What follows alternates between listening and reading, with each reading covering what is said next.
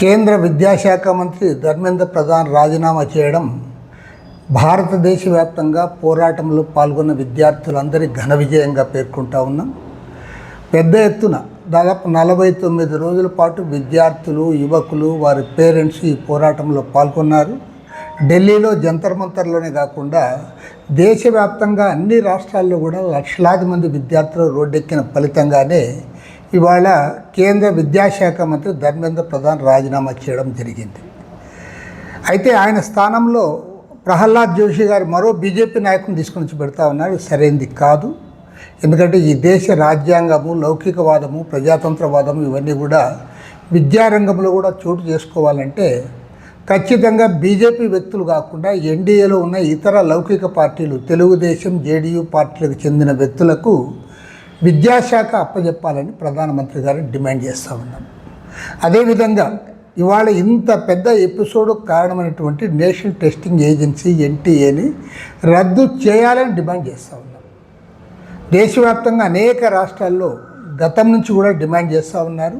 ఈ national testing ఏజెన్సీని రద్దు చేసి ఆయా రాష్ట్రాలకు అధికారం ఉండాలని చెప్పి కూడా కోరుతూ ఉన్నారు. దీనితో పాటు 2020లో ప్రవేశపెట్టినటువంటి ఒక రకంగా చెప్పాలంటే విద్యార్థి వ్యతిరేక కమ్యూనల్ నేషనల్ ఎడ్యుకేషన్ పాలసీని ఉపసంహరించుకోవాలని చెప్పి కూడా డిమాండ్ చేస్తూ ఉన్నాం. ఎందుకంటే కేంద్రంలో బీజేపీ ప్రభుత్వం అధికారంలోకి వచ్చిన తర్వాత నరేంద్ర మోడీ సర్కార్ దేశవ్యాప్తంగా విద్యారంగాన్ని అంతా దాన్ని కమర్షియలైజ్ చేయడం, అదేవిధంగా దాన్ని మతపరమైన రంగు పులిమి కమ్యూనల్ అజెండా కింద దాన్ని తీసుకొస్తూ ఉన్నారు. కాబట్టి ఈ తరుణంలో నేషనల్ ఎడ్యుకేషన్ పాలసీని ఉపసంహరించుకోవాలని చెప్పి కూడా డిమాండ్ చేస్తూ ఉన్నాం. అందుకు గాను రేపు దేశవ్యాప్తంగా భారత కమ్యూనిస్ట్ పార్టీ ఆధ్వర్యంలో ఒకవైపు విజయోత్సవాలు జరుపుకుంటూనే మరోవైపు ఎన్ఈపీని ఉపసంహరించుకోవాలని, నేషనల్ టెస్టింగ్ ఏజెన్సీని రద్దు చేయాలని డిమాండ్ చేస్తూ అంబేద్కర్ విగ్రహాల ముందు నిరసన కార్యక్రమాలు చేపట్టాలని మా పార్టీ పిలుపునిచ్చింది.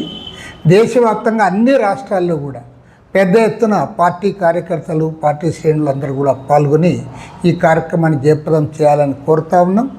ఏది ఏమైనా సరే ఇవాళ ఒక కమ్యూనల్ అజెండాతో ఈ పార్లమెంట్ సమావేశాల్లో కూడా అనేక బిల్లులు తేవడానికి ప్రయత్నం చేస్తూ ఉన్నారు. అప్రజాస్వామికంగా బిల్లులను పాస్ చేయడానికి కూడా ప్రయత్నం చేస్తూ ఉన్నారు. పార్టీలను చీల్చి, పార్టీ ఫిరాయింపులు ప్రోత్సహించి తమకు అనుకూలంగా మెజార్టీ తెచ్చుకోవడానికి కూడా ఈ ప్రభుత్వం పనిచేస్తూ ఉంది. దీనికి వ్యతిరేకంగా ప్రతిపక్షాలని అప్రమత్తంగా ఉండి రాబోయే రోజుల్లో కూడా పోరాటాన్ని కొనసాగించాలని, ఇవాళ నిన్న 49 రోజులుగా జరిగిన ఈ సుదీర్ఘ పోరాటాన్ని ఒక ఆదర్శంగా తీసుకొని దేశవ్యాప్త పోరాటాలకు కూడా పార్టీ శ్రేణులు సమాయత్తం కావాలని సిపిఐ తరఫున విజ్ఞప్తి చేస్తాం.